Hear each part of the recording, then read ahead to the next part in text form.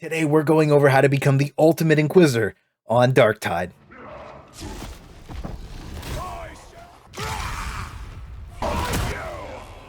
And not only am I going to show you the best builds, weapon combos, and how to use a giant hammer, you even get to delete crushers in only a couple of seconds until they fix it. But just like all the other videos, I really like hearing you tell me about your favorite weapons, builds, and combos so that I can try new things out that I didn't think of. Because in the best weapons video, I got some of the most amazing suggestions that I've ended up having a ton of fun with. So let me know if I miss anything in the comments so I can pin it in the updated one so we can all stay stronger together, and join the Discord where I talk about a lot of this stuff first. So we're lighting this off with the most fun build I've played on Darktide yet, which also makes it the best build, and my personal favorite right now for T5 altogether, just because it screams what playing a Warhammer 40k game is all about. It's the uninterruptible Inquisitor, and it lets you use the Thunderhammer and turns you into an absolute machine, and it works insanely well with the Eviscerator too. So when I tried to pair it with a flamethrower, I ended up hard carrying every single mission I brought it to.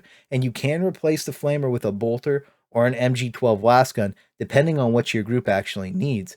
And if you take the bolter with a Thunderhammer, you kind of feel like a Space Marine. It honestly just has the perfect balance of power, defense, and fantasy feeling, giving you tons of elite pressure, and it lets you clear out hordes and knock them around, and nothing is more valuable than being able to CC and control the flow of the game. So the feats I take with this actually make the Thunderhammer not only viable, but extremely powerful. And in row 1 I take Faith Restored. Even though we don't have crit chance on a lot of things, our ultimate gives us 100%, which lets us have an on-demand damage reduction when we really need it. And Punishment gives you more leeway on blessings and lets the Thunderhammer really start to shine. Being able to knock down those hordes of enemies is insanely valuable on the higher tiers and combos really well with our 4th row. But we'll get there in a second because we have to talk about one of the best team supporting feats in the game, Benediction. That extra damage reduction goes such a long way, especially at the higher tiers. And then when we hit the 4th row, Thy Wrath Be Swift, this talent is the one that actually makes the whole kit work. It not only makes the Thunderhammer usable with its slow heavy attacks, but it also makes sure the Eviscerator never gets interrupted in its attack chain combo. And the best part is, it works when your ranged weapons are out too, so you can keep firing with no problems at all, even when a heretic spawns behind you. This talent really made me fall in love with the two-handed weapons because they are slow enough for you to get interrupted, and your movement speed is usually a lot slower. But now that you can't be interrupted and you gain movement speed when you get hit, you can just keep bonking or slicing through as many heretics as you need for the Emperor. Then when you start tying Rising Conviction into the mix, it just ends up being a solid pickup for so much extra damage because it's almost always maxed out. And with Purge the Wicked for 2 ultimate charges, it lets you almost always have a free elite kill up with the Thunderhammer, and it also gives us that damage reduction we need on demand because of our row 1 talent. And this is a tier 5 lobby that it's in, and you can see all the feats synergizing together really make this build shine, letting you purge and holy fire, melting everything. But what I will say is this build does require you to have one ranged person elite hunting snipers. That's basically this thing's only downfall. The scav gunners really aren't that big of a problem because a good flamethrower with decent cloud radius actually has crazy range on it. And this is probably the most fun I've had running a build in tier 5, and it's been very successful. As you can see, I'm just ripping through everything because it lets you make a massive impact on the game with top tier horde and elite control. Plus, getting to use the Thunderhammer and Eviscerator is just too cool not to want to do. And I know there's a lot of metagamers saying that you can't bring these things to tier 5, but that's simply just not true. If you think something's cool, you can make it work, and I easily did that here. And I felt like I had more area control and map pressure than the crit build brought to the table. So this is my personal favorite build, and this is personally what I'm running. If you run into me in game, you're probably going to see me using a variation of this with one of the 3 range weapons that I talked about, usually with the Eviscerator. Now to talk about the crit build, because it's obviously ridiculously strong. It's been posted everywhere by everyone, so I'm not trying to take credit for it. Obviously somebody else did it first, but it's the ultimate guide. So we have to talk about the current best builds and the meta builds. And with this one, essentially you just become a crit spamming unkillable god with infinite toughness damage reduction. Like, you're basically unbeatable. So your feat loadout's basically Faith Restored, Bloodletting, Benediction, Holy Revenant, Rising Conviction, and Invocation of Death. Again, the synergy of the Zealot feats is just too good to not want to play with. Between the constant uptime on Faith Restored's damage reduction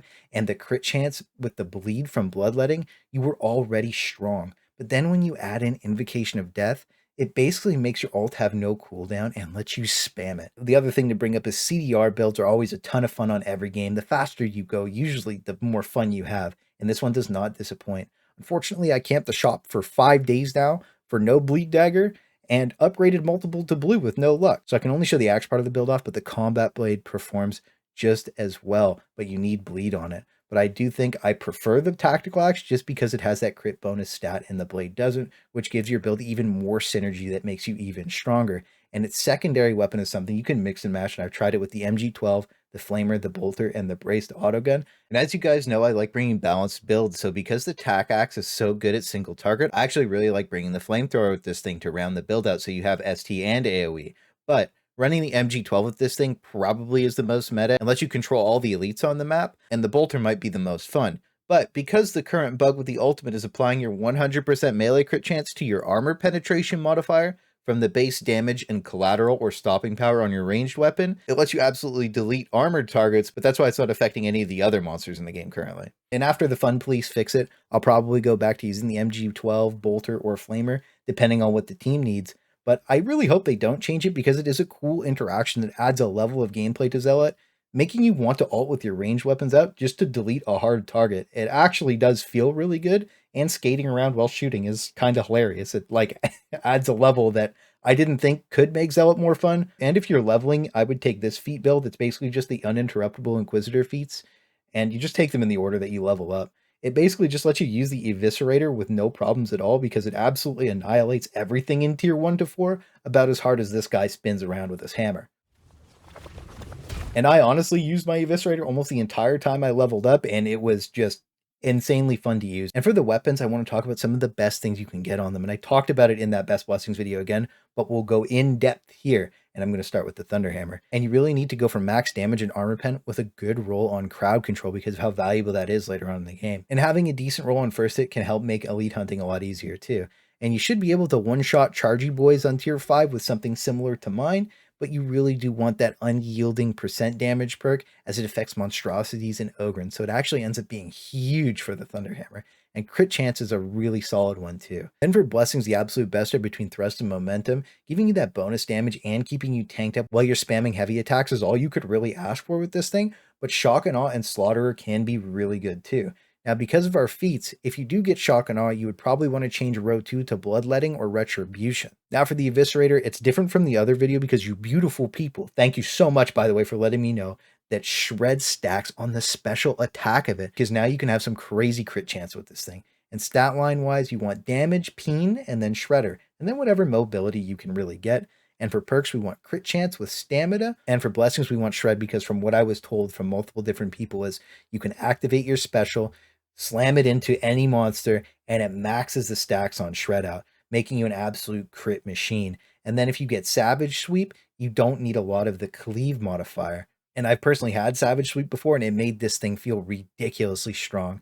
But Wrath is also pretty good too. My personal one has Rev It Up and Wrath on it, and Rev It Up honestly turns you into a speed demon for material farming speedruns, and is actually just like a really fun blessing to have on it. So if you do actually get shred, I would think you would want to change your row 2 feat to bloodletting just so you had even more synergy with this thing, because you really don't need punishment for this weapon, and getting shred on this thing should be your absolute #1 goal. Now for the combat blade, you'd want damage, finesse, then peen, and you'd want the crit chance and attack speed perks again, but unyielding percent damage also always comes in clutch. And there's a ton of good blessings, but you need either lacerate, flesh terror, or shred for the crit build to work at its full potential. And you'd want to get Mercy Killer with it for max DPS. But now for the Tac Axe, which in my opinion has the best synergy with the crit build, you want to go for damage, crit bonus, finesse, then peen. Crit bonus gives crit chance, and the more you have with the crit toughness build, the better. Then you obviously want crit chance as a perk and unyielding percent damage with Decimator and Shred. And if you did manage to get both Shred and Decimator, it would just be the absolute god roll. The entire time you're running a mission, you would just have these maxed out for almost the entire thing. But now we're going to go over our ranged weapons, starting with the Flamer. And this is my personal flamethrower, and it's really solid. The main focus here for the modifiers is damage, burn, and cloud radius. Burn affects how many stacks the mob can get, while damage affects the actual application time. So it lets you tick up the burn faster and faster the higher your damage roll is, and then the cloud radius is just the size of it. And the bigger the better. And for perks, you always want reload speed. I actually ended up rolling mine with the reload speed on it when it ran out of ammo, and it got so much better when I got that. So if you can get reload speed and unyielding percent, makes this thing go crazy. And for blessings, you want to get overpressure, quick flame, or showstopper. Now, showstopper can be insanely cool when it does proc and blow up the elites, but quick flame just lets you reload so fast if you have the reload speed perk, and it can make a massive difference in the T5 game on Endless Hordes and really help you clutch for the team. And overpressure really just lets you scale your damage to a ridiculously high amount. It really makes this thing stand out amongst every other weapon that I've used in the game. But now for the braced autogun that's so good for the crit build right now. You want to take crit chance and reload speed if you can get them as perks with terrifying brush and hit and run. This lets you pull it out and control an entire horde and melt any kind of hard elite that's mixed in with them at the same time. And the best part is you really only need damage and collateral on this thing. Ammo is just a nice quality of life to have. Now for the MG12 Lasgun, probably the most meta gun in the game. It's easily one of the best weapons in the entire game too. And you really only need damage and stopping power to make this thing work, but stability can be a really nice quality of life to have on it too, keeping those shots nice and straight if you just don't want to think and you just want to hold right click down and tap left click. It just doesn't move. But perk wise, you want crit chance and crit damage paired with the blessings Ghost and Deadly Accurate. Ghost really just lets you freely attack. It's pretty straightforward. And Deadly Accurate, when you do crit, just lets you one-shot all the things that you normally wouldn't. But I was also told that Infernus feels insanely good on this thing in tier 5. I've never personally had it, but a bunch of people were talking about it in the comments. And I do my best to read as many comments as I can. And now we're finally at our last gun, the Bolter. It screams the Inquisitor fantasy and delivers it. You honestly only need damage and stopping power, so mine kind of sucks, but it doesn't even move with 80% stability, so I guess that was a nice quality of life. But one of its most important modifiers is reload speed, because it affects the bolt pull. I talked a lot about it in the veteran guide video and showed a lot of different comparisons about the reload speeds and all those different things. So perk wise, you want crit chance and unyielding percent damage, and blessings, you always want pinning fire here. It's just too good not to have. It can max the damage out on this thing just insanely fast. And if you can get Cavalcade or a level 3 or 4 Shattering Impact, you will have a god roll and you will melt actually everything. This is the bolter I have on my veteran. It is absolutely disgusting. It is one of the strongest weapons I've used in the game. It deletes everything on my screen. So if you can get something close to that, you are going to be all set. And that's all the weapons I use with the Zealot personally, but I know a lot of people love the shotgun and the revolver too. I personally think that the revolver needs a clip loader and the shotgun needs like some sort of drum for them to be a little bit better at the higher tiers, because spending too much time reloading just doesn't feel very good. But I did talk a lot about what they need in that best blessings and perks video. So you can get the info for them there if you want. And if you are actually confused about the stats or the modifiers I took on each weapon, I explain it very well and how they work in that video, along with other sources to help you understand them a lot better. So we want to be looking for toughness curios for our zealots just because of how much synergy our kit has with them. Then for the secondaries, any of these three are really solid, and getting 2 would make you ridiculously strong. I don't think that getting 3 is even viable at this point, and I don't think a lot of people have even seen the 30% toughness damage reduction one yet. I think it's data mined in the files, but it might not actually be in the game yet. So if you have gotten this on your curio, please take a screenshot for me and send it to me. So as a whole, I feel like Zealot just has some of the best and most fun synergies I've played with. It does so well at so many things, and it really gives just a smooth, clean feeling when you get to log in, run around, and play with it when it's level 30 and has all its feats. And I absolutely love its grenades. I didn't really mention them earlier, but just like as general play, they can save anybody who's on the ground down. You throw it at the ground, throw it anywhere. It CCs everything for like 6 seconds, and it can pull your team out of some of the worst possible situations that are just getting out of control. Again, I think Zealot has a ton of power just because it can control the flow of the game. A lot like the Psyker build that I posted, and I love seeing that like support aspect, but having such a high damage threshold melted into it as well. So never forget to use your entire kit, and let me know what you love the most of Zealot. I know I love it because of the hammer.